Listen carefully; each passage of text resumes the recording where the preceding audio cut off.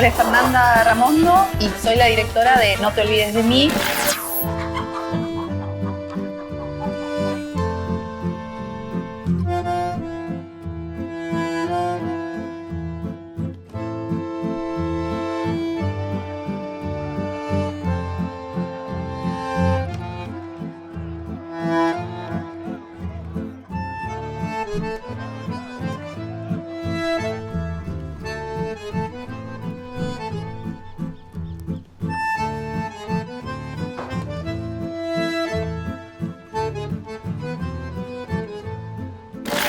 El guión lo escribí yo hace ya unos cuantos años. Ganó el concurso de ópera prima del Inca en el año 2012 y a partir de ahí empezamos a producir la película. Hace 10 años que lo escribí, pero de todas maneras esos 10 años sirvieron para profundizar en el guión. El guión está en las antípodas de lo que era hace 10 años porque hubo trabajo no solo con los actores hacia el final, sino de profundizar sobre los personajes y lo que realmente se quiere contar. Entonces llegamos al rodaje con una idea muy clara de qué habla la película. Y un poco por la idea mía de cómo tenía que ser la película, eso fue fundamental, porque es donde uno entiende en cada escena qué es lo que está contando. La reescritura del guión, el trabajo sobre el guión y el análisis del guión con los actores y con los otros miembros del equipo, para mí es fundamental. La película es una película de época, transcurre en la década del 30, principios de la década del 30, y entonces fuimos a buscar pueblos de la provincia de Buenos Aires que nos permitieran filmar relativamente sin demasiadas necesidades de postproducción, y entonces encontramos las locaciones de toda la película en el partido 9 de Julio, que es un lugar donde tiene una ciudad como es 9 de Julio con una infraestructura importante para mantener a todo el equipo ahí alojado, y al mismo tiempo está cerca de un montón de pueblos rurales que aún conservan, digamos, mucho de la época. Filmamos ahí y después el final de la película, el partido de Villarino, en el sur de la provincia de Buenos Aires, donde hay una salina donde transcurre el final de la película.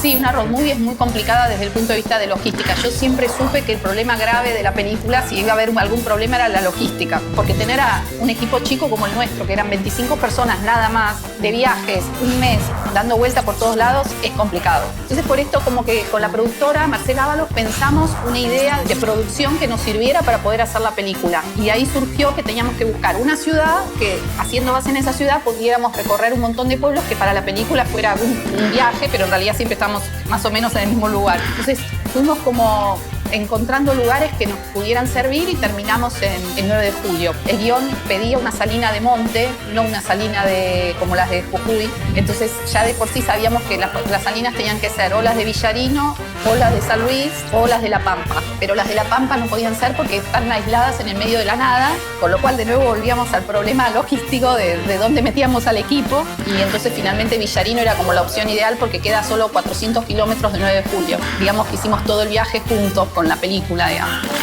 El protagonista es Leonardo Sbaraglia. Él leyó el guión hace 5 años y desde que lo leyó dijo que iba a hacer la película, y bueno, en la medida que pudimos hacerla, él estuvo. Con él trabajamos bastante tiempo en el personaje, tuvimos un mes de ensayos antes de salir a rodaje. Fue un trabajo muy interesante porque es un personaje que de alguna manera era un desafío relacionado a lo que había hecho él en las otras películas que había filmado recientemente, entonces hubo que entrar en ese personaje. El personaje de él es un anarquista, Leo es un actor que se pone al 100% a disposición de la película, entonces se entregó por completo a lo que estábamos buscando. Después la protagonista femenina se llama Kumelén Sanz, prácticamente es una debutante en el cine, es una actriz muy interesante, muy sensible, que también hicimos un trabajo un poco más largo, tal vez empezamos a trabajar con ella hace 6 meses, pero que buscando el personaje de Aurelia, que es un personaje especial porque es una persona muy callada, muy introspectiva. Kumelén espero que sea como una revelación porque la verdad que fue un trabajo súper interesante el que hizo.